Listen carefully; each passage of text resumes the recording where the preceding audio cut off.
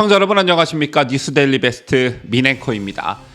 지난 27일이었죠. 이재명 더불어민주당 대표가 불법 파업 조장법이라는 비판을 듣는 속칭 노란봉투법의 이름을 합법 파업 보장법으로 바꾸자고 제안했습니다. 여러분 아시다시피 노란봉투법은 기업이 근로자나 노동조합의 불법 행위로 손해를 입더라도 손해배상을 청구할 수 없게 막는 법입니다. 다시 말해 불법 파업에 금전적 면책을 주는 악법 중에 악법이라 할 수 있는데요. 이게 만약 현실화되면 파업을 부추길 게 뻔하죠. 이를 우려해서 각종 여론조사에서 반대가 찬성보다 훨씬 높게 나오는 것이고요. 그동안 민주당 내에서도 불법 파업을 조장할 수 있다는 우려로 신중론이 우세했습니다. 그런데 법안 이름을 합법 파업 보장법으로 바꾸자는 게 이재명의 주장이었습니다. 따라서 법 이름을 세탁해 진실을 호도하려는 비판이 즉각 일었었는데요. 말이 나온 김에 논란이 되고 있는 이 노란봉투법에 대해 조금 더 살펴보고 이재명이 왜 이 법 통과에 혈안이 되어 있는지 추가적으로 더 알아보도록 하겠습니다. 우선 왜 노란봉투법이라 부르게 됐냐면요. 지난 2014년 쌍용 자동차 파업 당시 47억 원을 배상하라고 판결을 받은 노조원을 돕기 위해 노란색 봉투에 성금이 담겨 전달된 데서 유래했습니다. 앞서 잠깐 언급해 드렸다시피 노란봉투법은 기업이 노조의 쟁의로 손해를 보더라도 손해배상 청구를 하지 못하도록 하는 게 그 핵심인데요. 현재 민주당이 발의한 관련 법안이 6건이 있고요. 여기에 정의당은 한술 더 떠 적용 대상을 특수고용 노동자와 하청업체 노동자로 확대하는 법안을 발의했습니다.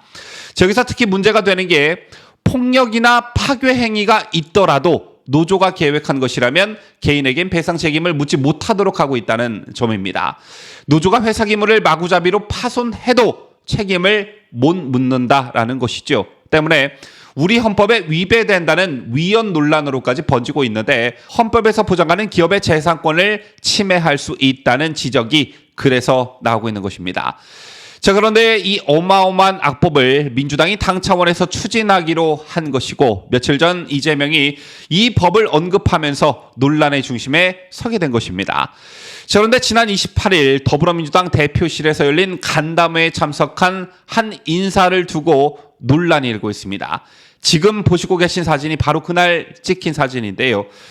가운데 이재명 대표가 앉아 있고 제일 왼쪽에 고민정 최고위원이 앉아 있습니다. 그리고 화면상 이재명 오른쪽에 배석한 인사가 소위 전문 시위꾼으로 통하는 박서군 한국진보연대 대표입니다.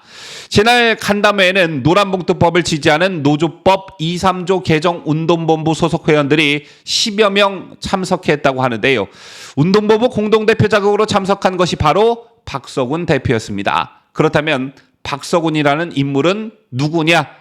아시는 분들도 계실 테지만 박 대표는 여러 좌파 단체에 속해 반정부 시위에 적극 가담한 인사입니다. 한미 FTA 반대, 광우병 파동, 박근혜 대통령 탄핵, 백남기 사망 사건 등등등 이른바 반정부 시위에는 꼭 박서군이라는 인물이 등장했는데요. 특히 박 씨는 2007년 한미 FTA 저지 범국민 운동본부 집행위원장을 맡은 바 있고 이듬해인 2008년 광우병 위험감시 국민연석회의 공동대표를 맡아 불법 집회 및 시위를 주도한 혐의로 구속이 되기도 했습니다. 또한 2016년 10월 29일 박근혜 대통령 퇴진 집회를 처음으로 추진한 인물 중 한 명도 바로 박서군이었는데요.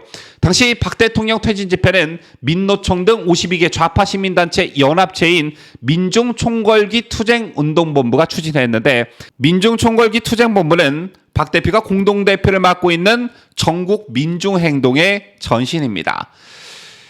이 정도 설명을 드렸으면 박서군이라는 사람이 어떤 사람인지 감이 오셨을 텐데요. 그런데 이재명과의 연결고리도 눈에 띕니다. 박서군은 이재명 성남시와도 연이 깊은데 이재명이 성남시장으로 있던 지난 2016년 성남시 의료원 추천직 이사로 임명돼 3년 동안의 임기를 마쳤습니다. 당시 박서군은 성남시 임원추천위원회 추천을 거쳐 당시 이재명 성남시장의 승인을 받아 이사직에 임명됐지만 일각에서는 각종 시에 가담했던 박 대표의 경력이 의료 전문성과는 거리가 멀다는 지적이 제기되기도 했습니다. 또한 박서군은 2014년 내란 선동 사건으로 징역 8년의 확정 판결을 받은 이석기 전 통합진보당 의원의 석방을 촉구하기도 했는데 이재명 또한 지난 2017년 이석기 전 의원의 석방운동을 지지한 바 있지요. 자, 그렇다면 노란봉투법, 이재명 그리고 박서군 한국진보연대 대표 이 세 가지 키워드로 무엇을 예측해 볼 수 있느냐, 이게 굉장히 중요한데요. 일단 국민의힘 이미자 의원의 일종의 예측 분석부터 보시겠습니다. 국민의힘 소속 이미자 의원은 민주당의 노란봉투법 입법 드라이브에 정치적 의도가 있다는 취지의 분석을 내놨는데요. 임 의원은 이명박 정부 집권 초기 광우병 선동으로 정부를 흔든 바 있고 박근혜 전 대통령 탄핵 집회를 주도한 적이 있는 민주노총과 민주당이 총파업을 시작으로 윤석열 정부를 흔들고 제2의 촛불정국으로 대선 불복을 구상하려는 건 아닌지 그 정략적 의도가 의심스럽다라고 했습니다. 그러면서 이미자 의원은 이제 더 이상 국민은 민주당과 민노총의 계략에 속지 않을 것이다. 민주당은 법 위에 군림하는 민주노총의 무법 활동을 대변하지 말고 공정과 상생을 염원하는 많은 국민들의 목소리에 응답하길 바란다고 말했습니다. 이미자 의원의 주장을 들으시고 노란봉투법, 이재명, 박서군 이 삼각고리에 대한 감이 팍 오셨을 거라 생각하는데요. 이 법을 통과시켜 민노총 불법 파업을 합법으로 만들어 장을 열어주고 이를 반정부 시위로 활용하려는 불순한 의도가 깔려 있다는 것이 임 의원의 분석인 것입니다. 참 소름이 돋지 않을 수 없는데요.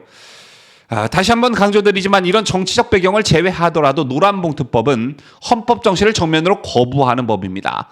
노조의 남의 재산을 침해할 권리를 주자는 것이나 다름없기 때문인데요. 심지어 폭력과 파괴로 손해가 발생하더라도 노조원 개인에 대한 배상 청구를 금지하고 있다는 점에서 그야말로 미친 법이라 할 수 있습니다. 만약 이런 식의 법이 국회를 통과하면 노조를 위한 불법 세상이 열리는 건 시간 문제가 될 테고 만국으로 가는 지름길이 열리는 것과 다름없습니다.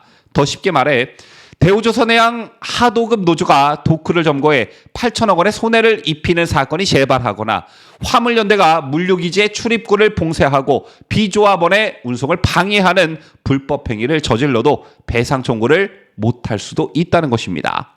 만약 현재 파업 중인 화물연대가 노란봉투법이라는 무기를 손에 쥐었더라면 어떤 일이 벌어졌을지 너무나 쉽게 상상이 가시죠.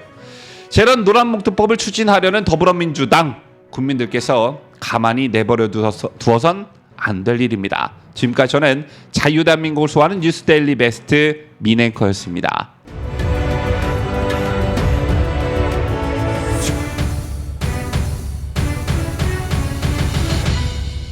함께해요. 뉴스데일리 베스트.